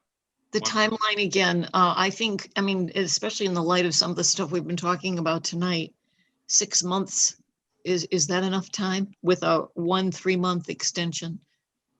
Well, we don't know. However, again, the question becomes, what did we tell the city council when they Oh. authorized this? And if we have to Oh, right. change Okay, yep. it, then Sorry.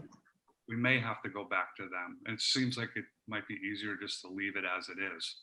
They can Okay. always come to us and ask for an extension and we would, deliberate on that. And if we decided to grant it, it might have to go back to the city council for their blessing, but doesn't mean we can't give it to them. It just means I don't think we can do it in this contract. I also put a link in the chat. They had a nice update on their website describing the work they've done so far and the work they're hoping to do in this phase. So just wanted to share that on. All right, so any other comments on the Wistariahurst agreement? We've got any motions? Mike, Make a motion, Mr. Chairman, to approve as stated the Wisteria electrical upgrade. do we have a second? I'll second it. Marco, first and a second, any further discussion? All right, all those in favor? Aye. All right, so that's all of the contracts, right, Amy? Yeah. For now, there are other contracts that need to happen. These are the ones that were on tonight's agenda. Right. I think so. Okay, so go back then to original agenda item number 6, which is preservation's clawbacks. Amy, what's that? Okay, as I've emailed you all and pointed out in the last meeting, there is an alternative to doing a preservation restriction I learned about, because I've also learned that other CPA communities have found it a thorny issue for the grant recipients. And one way of doing it that Boston CPA does is a clawback agreement, which is within the actual contract. So this could be something to do going forward, or maybe for a Holyoke merry-go-round, for example. And if you like, I think I can try to share screen. I could try to share that on the screen, or you could let me know if you got a chance to look at the example that I posted.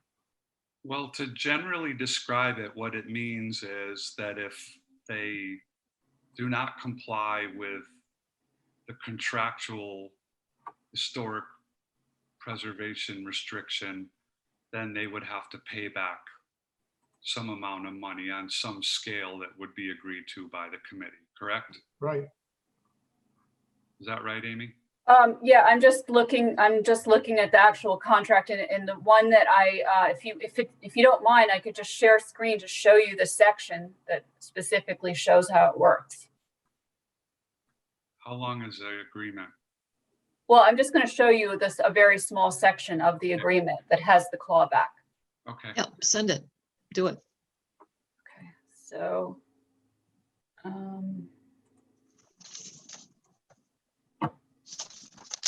Although, do you see this or not? Yes. Yep.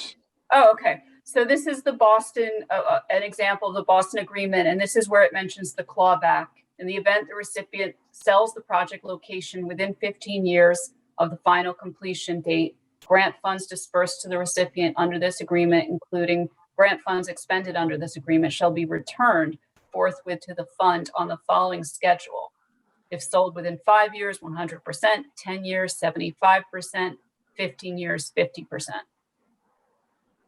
Amy, So that's an one of my example. questions is like, sure, they sell it, right? But what if it's just historic asset and they decide to no longer follow the standards of the interior for the building? Would that also, like, would ours look like that, but after sale, say, you know, or chose to disregard the requirements set out by the Department of the Interior for the rehabilitation or restoration of this building? Yeah, Then that's a really good question. And I could go back and try to find out more about that. Well, I mean, I think the point is, right, we do have, this is an option, and where in lieu of a preservation restriction is to handle this contractually with some kind of financial penalty associated with non-compliance with what the original intended restriction was to be. So I like this. If you'll recall, I proposed this for with One Holyoke, that we do something like this, and there was a ton of pushback. But you know, I think it's something we should give full consideration to, and yeah, I guess it would probably be. I mean, I guess we have voted in the past to require preservation restrictions for historic projects, but we certainly can modify that vote with a new vote on a specific case-by-case basis. So I think the if I'm remembering correctly, the one concern when you initially proposed it was this sense that someone could come to us sort of with their own understanding that they really weren't planning to keep the building long and kind of use us as a loaning agent. Like, get money, rehabilitate the building, and then sell it. Right. And I do appreciate there's, you know, like, well, within 5 years, it's 100%, or, you know, it's 75% in 10 years or 50% within 15 years. I think that puts it out far enough to discourage that kind of thinking or behavior. But I think that was the initial piece of that concern. So I mean, I don't know that we got to negotiating terms over things like that, but it really, it's like water over the dam. Like, I mean, I think for tonight's meeting purposes, this is informational, and I think it's something that we should give some, you know, have in the back of our mind when we're running up against these things like the merry-go-round. I mean, it's exactly what I was thinking of there. It's like, because these preservation restrictions, you know, they go on a deed, you know, they're very constraining to the property owner, and they're complicated and expensive and bureaucratic, and I'm not necessarily a big fan of them across the board. I do think there are time and place for them, but I think maintaining some flexibility about is probably wise. Mike Falsetti? Mr. Chairman, who owns the grounds and who owns the building? Who's the owner of this? Of which one? The merry-go-round, the carousel, and the building. I don't know who owns the land or the building of the merry-go-round. If I had to guess, I'd say the city owns the land, and there's some kind of an agreement with the merry-go-round, and that they, you know, paid for and own the building, but there's some kind of land lease, and that's just, yes. My point is, Mr. Chairman, I'd be hard pressed to think that the mayor or the city council would allow a developer to buy the building, do something for 10 years. I find it highly unlikely that the people from the carousel would follow that road and sell it to a private developer. I find it almost impossible. They'd be hung. Yeah, I agree with Guy good could do reason. that. Right. You know, No, and- but someone else, right? It's always like, it's not the person in front of you. It's like whoever the next applicant is that you can't foresee. But the owner is the city of Holyoke. That's the mayor and the city council. They're the owners. Yeah, I'm not referring to the merry-go-round at all. Yeah. This But is I what- do wonder around, if we looked at something like this in the future, how do you make it so it's not just about the sale of the building? Because we're not just concerned with the sale of the building. We're also, the historic preservation is namely concerned with, are you making changes to the building that are not in keeping with the requirements of the Department of the Interior? You know, are we spending a whole lot of money for you to have this great facade, but then you are putting neon lighting everywhere? Right. And so you kind of used us to kind of fix your building, but not really in keeping with the spirit of what the funding is supposed to be going towards. I saw the exact same thing when I read that. It was like triggered by a sale of the property. It's like then triggered by painting it pink, you know? So we would have to be more careful if we were going to go, you know, and I think it's project specific. It's like, you know, a case by case basis of how do you, because if you're giving someone a small amount of money for preservation restriction and it costs them almost as much to hire a lawyer to, you know, file a deed restriction, it doesn't make sense, right? Now, if you're giving someone $1 million to do something on to, you know, preserve a historic building, then you probably want to, you know, you probably make sense to put a, you know, a preservation restriction on the deed. I think we've just got to deal with them on a case by case basis, and where we've kind of had a blanket policy of requiring them. I think this conversation points out. So the one thing I've kind of noticed with consistently, right, in different projects is different groups or different people presenting projects don't kind of like the rules or the regulations of the grant that they're applying to, right? When you apply to a federal grant, you can't have a conversation about what the rules and regulations are. When you apply to any other grant around anywhere you go, the rules and the regulations are laid out ahead of time. And you decided to apply for this grant, understanding that these were the rules and regulations ahead of time when you applied to the grant. It's cool that we have a commission that we all, as a community, are able to chime in and talk and provide a context and allow people to voice. But if we go into like the weeds every time, then we're always gonna have an issue. Someone's always gonna want something different and not, the rules are always gonna be try to pull, and the restrictions are gonna be pulled in different directions. How can we make it work for everyone? That is something that we should be working on, and that's great. But like certain things, for me, I don't know, like you applied and you knew that was the restriction ahead of time. Like, Izzy, I agree with you 100%. You know, one of the things that concerns me is like, you know, inconsistency and how we treat applicants based upon what their concerns are about these different types of conditions that they need to comply with. However, right, one of the, in my opinion, most important aspects of the CPA program is we're granted, it's not that bureaucratic. We're granted a lot of flexibility to be able to handle these kinds of issues on, you know, more of a case by case basis. And,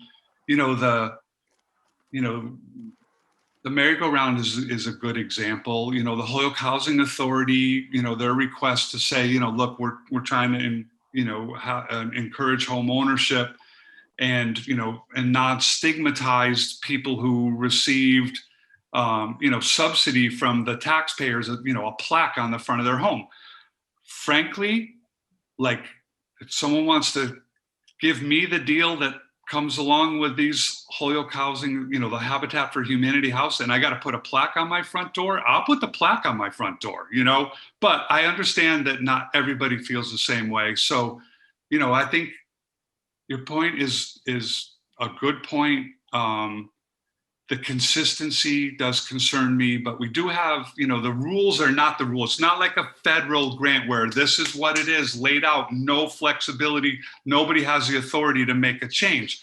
We do have that authority. And I think it's intended, you know, the legislation was intended to give us that kind of authority, you know, to be flexible about what these restrictions are and to have a more project by project consideration of them. So, you know, I get you. But we're not taking, look, we don't have something in front of us right now that we're voting on, right? We don't need to make a motion to change any policy. I just feel like sometimes though, it's like we're going in circles and in certain conversations, right?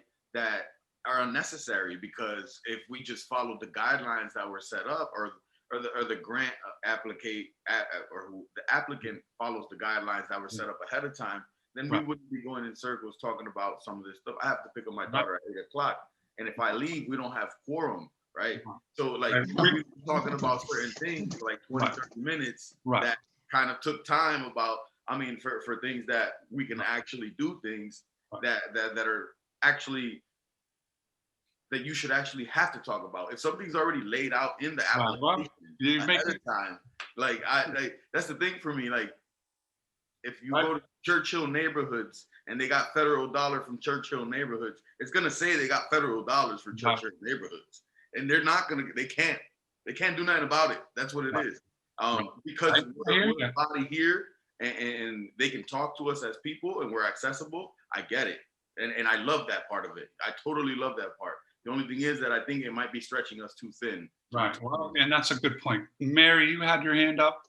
Yeah, I agree with the essence of what Izzy is saying, but I think the reason why we're having this conversation is because we need to work out what's going to go into these contracts. And so we need sort of boilerplate phrasing. I think the example from the Boston CPAC was a good one in regards to, buildings like Habitat for Humanity, etc. But we need just a few lines similar to that apply to historic or to other types of preservation. And then maybe if we had examples of just a few lines that we could add into every contract, it would solve it. That's what we're talking about. What are the contracts going to say, just to make it easier in the future? Is that correct? Yes. Okay. We're also just new, right? I feel like we're still in the process of figuring out what those regulations are. And it's a bit of experimentation, and we're learning what all this stuff is, right? It wasn't until we had to have our first preservation restriction that we had to figure out what did it mean and how to work it. So we haven't even done a preservation restriction. And we haven't, because we've immediately discovered every applicant hates it and has so many concerns. And so, right, we're trying to figure it out. So I think that's okay. And I know it feels like we're going in circles, but I do feel like we're headed in the right direction of getting to that place of consistency where we will have a clear sort of, here's our template. Here, we always use this kind of extension deadline. We always use this kind of clawback language. I think we're going to get there. And I think we will soon, actually. So I feel like things are sort of coalescing. Anybody else? Anybody else have anything on this? Amy, I'm sorry, I didn't see you there. That's okay. I just did want to mention, I think Izzy does make a really good point, because I made a very clear to the Holyoke merry-go-round that the preservation restriction would be required. And I sent them a sample to review before they applied. So, but I do also see what Meg is saying. And I just wanted, obviously it's your decision. I'm just saying that it does seem that it would be good to be consistent. And I just want to also remind everyone, just so that you have the context for this, is that when it comes to any kind of acquisition, a permanent restriction is required. But because these are not acquisitions, it's a little murky. But if a change or an exception is made for one project, but not for another, I think that could get could cause problems. All right. Okay, so let's if it's all right with everybody, let's just, that again was kind of just informational for discussion purposes. Let's try and get through the rest of this agenda. Did you say you have like 4 minutes and you got to get out of here? I kind of do, man. Okay, well, let's buzz. You still have a quorum. Okay, if we have quorum, that's awesome. Okay, yeah. Because my stepdaughter gets off of work at 8 o'clock and I have to go pick her up. Okay. Well, you're not going to ruin our quorum, but I'll also try to get through these last couple things pretty quickly. All right. So we have an update on the MIFA Victory Theater murals from the City Council. Where are we on those? I gave the recommendation to you, Mike, actually. Do you have an update on that? No, I don't. Okay. Yeah, I think Jeffrey said that it should go on the August 3rd City Council meeting agenda. The amendment to the MIFA mural recommendation. Yeah, it will, and more than likely, it'll get sent back to committee again. Okay. All right. That's an update on the murals. Agenda item number 8, Amy, what is timing of award recipient and invoices disbursements? Can we do that? Just a very quick. Yeah, I think actually this is the kind of thing that it's just in an area of that's a bit vague that might be best for me to just work out with the new chair. It's not really that relevant right now. Okay, great. Then we're on to agenda item number 9, which is the fiscal year 2022 grant cycle timeline. So we have dates that I guess we did modify them a little bit last year for COVID. Did we extend that? Yes, in fact, I can share screen on that and we can talk about this.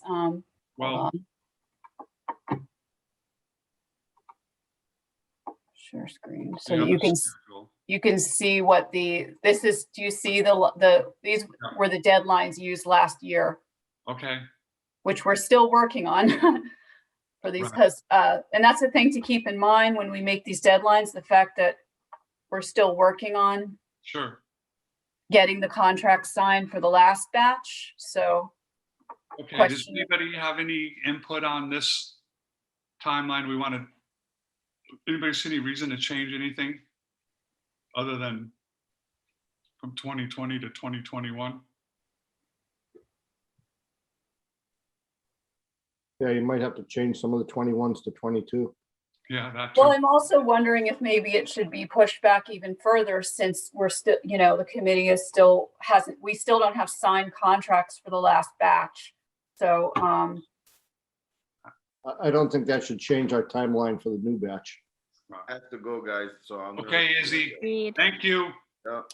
You guys have a great day. You too. Take care. You too. Yeah, I think we can parallel track these things, right? Okay, so the only thing I want to say, and I don't really want to say it because I don't want to get into a lengthy discussion about it, but I'm going to do it anyway, is that, should we give some consideration to just having an open cycle? People submit applications when they have a project, and that's like, I don't say no, and then it makes it a really quick. I don't know how people feel about that, or keeping this kind of structured cycle that we have. I think we need to keep the structured cycle because we've got X amount of dollars that we know we're working with. If somebody's coming in later, I mean, we may make decisions to award some other stuff based on a limited amount of dollars and find that one later on. We got to hold these people to okay, good. That's or they go to next year. Right. That's right. That's a good answer.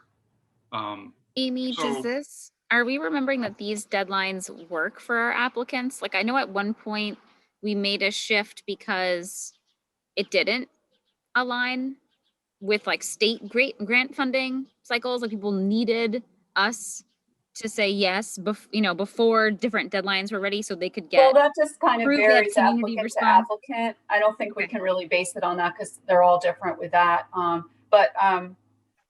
You see, as you can see, the eligibility determination here, we had the end of October last year. So we could that would be fine to do it that way again. I mean. So I don't know that we need to take any official action on this. They're just keeping the same schedule we've had in the past, same grant cycle. I don't need to make a motion and approve that, do we? Can we make, excuse me. Go ahead, Marco. Yeah, can we just, Amy, is it okay to make the adjustments that you need to make? And then we look at the document in some future meeting? And approve them. And that way we just give a look at it and maybe that's what we vote on or not. If it's just updating the actual dates, but keeping the relative timelines the same and the milestones. So that's basically a motion to table. Not that there was any action here, but. It would be nice if we knew, because I know people are going to start asking when these deadlines are. So if it would be really simple if we could just keep this, but change the years, you know, because then I could at least have an answer for people. So you don't see any need to change any of those dates, Amy? Well, other than what I mentioned, just the fact that it you know, every year, every grant cycle and every year there's more and more projects. So it's a lot, it's a lot for one person to juggle, and, you know, so that's one reason why I definitely prefer having a grant cycle, especially because you do allow for emergency grants to come in. Okay. But, you know, it's just, I guess my only concern is just that, you know, the fact that it's taken a while, we haven't even had some contracts drafted for the last batch, like the Scott Tower and the Wayfinders. So, you know, if a whole new batch goes through, I certainly hope the law department can keep up with it. That's all. Okay. So, Mary, you had something? You've got the 30th of October, the 30th of November, those are Sundays. Is that okay? I mean, how did it work last year? Yeah, I would probably, that's a good point. I would probably change it to, so it's not on a Sunday, so that I'll be able to, you know, someone will be there to receive the application. So if we can just kind of agree that more or less those dates are good, and then, but they would be put on a date that makes sense for business hours. Right, or last day of business in October, last day of business in November. Something like that. As a way of making it consistent from year to year. Yeah. Mm-hmm. So yeah. Let's vote on this, right? I'm going to make a motion to approve the proposed deadlines as modified to include the last day of business on those dates, if those dates fall on a Sunday. Yeah. I'll second that. Okay, a motion and a second. Any further discussion? All right, all in favor? All right. All those opposed? Yeah. So I believe that brings us to agenda item number 10, which is other. If anybody has anything they want to add, I'm not seeing anything. So then we'll take ready for a motion. Oh. Just two quick things, really. Okay. One is that I haven't heard back. Mike, have you heard anything, Mike Sullivan, about the, I guess we already mentioned this, the MIFA mural recommendation, never mind. The other question was just the small, I sent you, Mike Sullivan, the small grant proposal for FY22, but I don't know, I resent it to Jeffrey. No, Jeffrey can't enter an order. I'll have the order entered and it'll go before the council on August 3rd, I believe is our first meeting or next meeting. Okay, yeah, I just didn't know if you had seen my email. Amy, can you, if you haven't already, share with Mike some brief language just saying, here's how the small grants. It's all written out. I sent him everything. Perfect. I sent him the full documents. Yeah. Thank you, Amy. No problem. I believe it's exact same wording as last year. So, just know that they had asked to be updated on how the funding was spent at the end of the year. So just language on 3,000 was spent on this or et cetera. Yep, those. Well, I didn't add those- that, but if you want me to remind you of that, Mike Sullivan, I can. I've already got the reminder on those. Those are both in there. I believe Okay. the Ludington obelisk, I believe was one and the other. Harper's Haven. And the other was the toddler fencing. Yeah. Yep, I'm gonna try my best to make it short and sweet and do it right on the floor since they already approved it. We appreciate you, Mike. You've had some good success with that for us. Oh, and is there any word on filling the position for a new member? Oh, yeah. No, Have they posted? I believe they posted it on the website. I believe so. But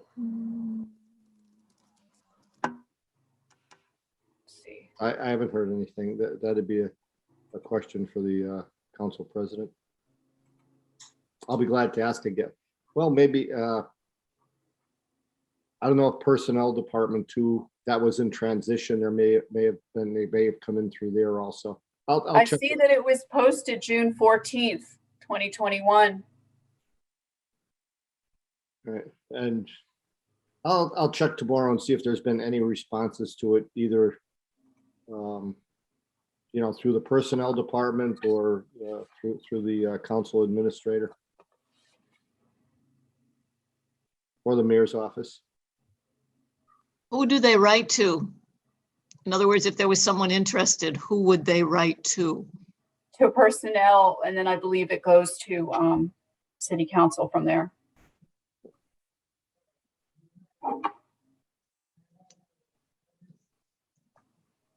Anything else? Motion to adjourn? Do we have a next meeting date? Oh.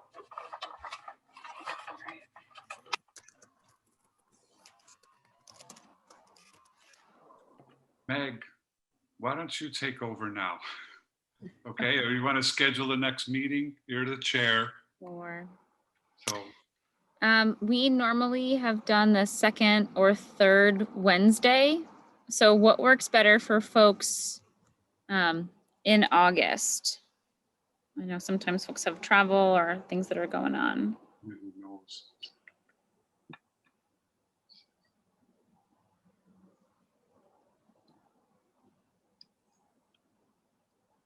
Either No? day works for me. Either, actually, I was looking at 11th and the 18th, but those are the second and third Wednesdays. Mm-hmm. Well, does the 11th work for everyone? Because if so, we can do that.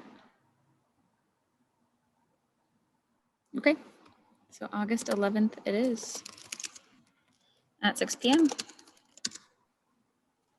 Okay, unless there's anything else, we can adjourn. Do you have a second? A second. All right, thanks everybody. Thank you. Take care. All right, everyone. Thank you. Thank you. Good night. Good night. Good night.